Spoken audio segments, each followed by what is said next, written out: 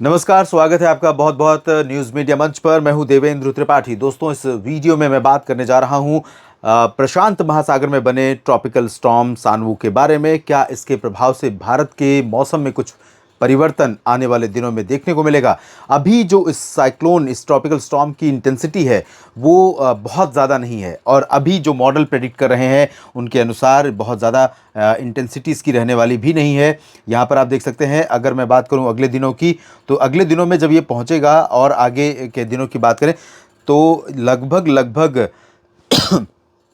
ये अभी tropical storm की कैटेगरी में है और 43 नॉट्स यानी लगभग 80 किलोमीटर प्रति घंटे की रफ्तार से हवाएं चल रही हैं।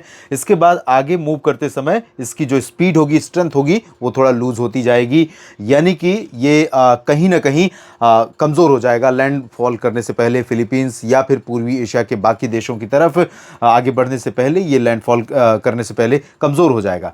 लेकिन इसके प्रभाव से आप देखिए, प्रशांत महासागर और इससे सटे फिलीपींस सी में, समुद्र में जो हवाओं का फ्लो है, इसके प्रभाव से सरफेस से लेकर के कुछ हाइट के बीच में वो हवाएं लगातार इंटेंसली यहाँ पर चल रही हैं। यानी यहाँ पर काफ़ी ज़्यादा पूर्वी आर्द्र हवाओं का फ्लो बढ़ रहा है एशिया की तरफ, पूर्वी एशिया की तरफ। तो क्या ये हवाएं एशिया की तरफ पहुँचेंगी, भारत की तरफ? और भारत की तरफ अगर पहुँचेंगी तो उनका क्या असर भारत के क्षेत्रों में देखने को मिलेगा?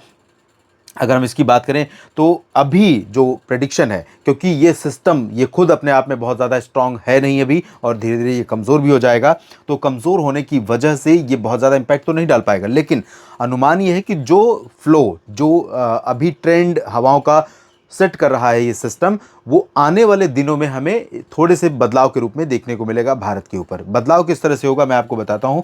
पूर्वी क्षेत्रों में यहाँ पर बारिश की गतिविधियाँ बढ़ने वाली हैं, उसके अलग अलग कारण हैं, जिसमें साउथ पेनिनसुलर रीजन भी है, सेंट्रल रीजन भी है, और साथ ही साथ ये जो ओडिशा, छत्तीसगढ़ और झारखंड का रीजन है, इन सभी भागों में अगले 2-3 दिनों के दौरान कई जगहों पर बारिश की इंटेंसिटी में तीव्रता हमें देखने को मिलेगी।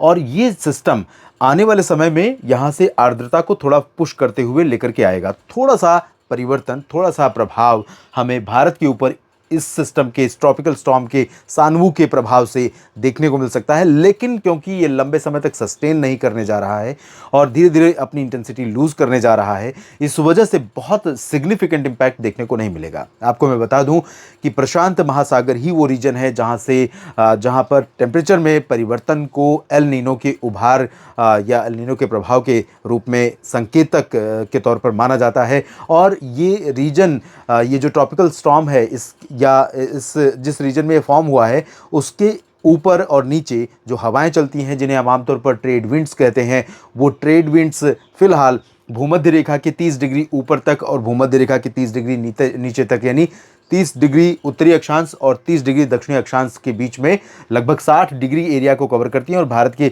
तकरीबन यहाँ तक ट्रेड विंड्स का काफ़ी इम्पैक्ट रहता है, और यहाँ तक मॉनसून पर ट्रेड विंड्स का असर भी हमें देखने को मिलता है।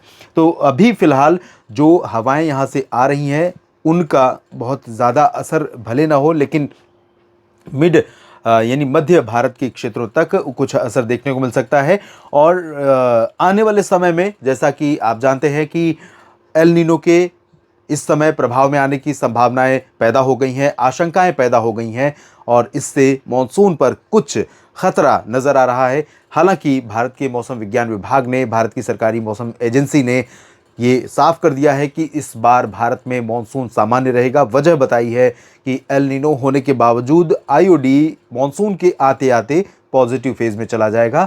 इंडियन ओशन डायपोल जब भी पॉजिटिव होता है तो भारत में ठीक ठाक मॉनसून वर्षा होती है, भले ही एल नीनो उस समय अस्तित्व में रहे। यानी कि अगर प्रशांत महासागर हमें उतनी पर्याप्त मात्रा में नमी नहीं देगा तो निश्चित तौर पर जो हिंद महासागर है, भारत के नीचे का हिस्सा जो है, ये वाला रीजन, ये रीजन है ऑस्ट्रेलिया से सटा हुआ, इन भागों में यहाँ पर हमें देखने को मिलता है बदलाव टेम्परेचर में।